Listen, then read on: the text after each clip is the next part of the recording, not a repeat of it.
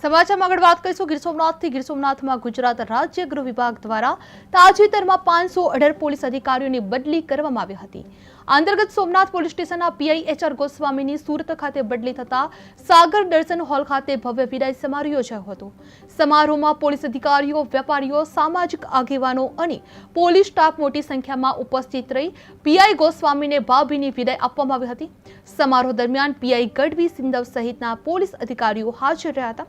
ઉપસ્થિત સર્વે મહાનુભાવોએ પીઆઈ ગોસ્વામીની સેવાઓ અને કાર્યકાળને યાદ કરી તેમના કાર્યની પ્રશંસા કરવામાં આવી હતી।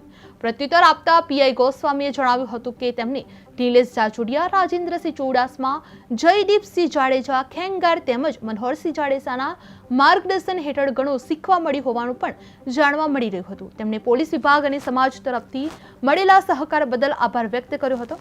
પીઆઈ ગોસ્વામીએ વધુમાં જણાવ્યું હતું કે તેઓ સોમનાથની ભૂમિને ક્યારે ભૂલી શકશે નહીં। સમારોહના અંતે ઉપસ્થિત મહાનુભાવોએ તેમને નવી જવાબદારી માટે શુભકામનાઓ પાઠવવામાં આવી હતી।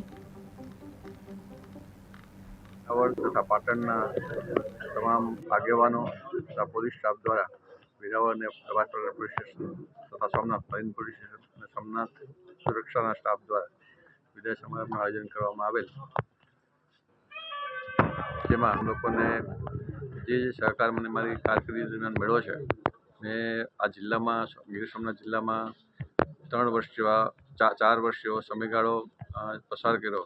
મારી કામગીરીમાં તમામ લોકો નાનાથી લઈ અને તમામ હોદ્દેદારો, આગેવાનો, પદાધિકારીઓ, અધિકારીઓ તથા મારા સમગ્ર સ્ટાફે મને ખૂબ જ મહેનતપૂર્વક સાથ સહકારથી અને મારા કામ સરળ બનાવ્યા છે।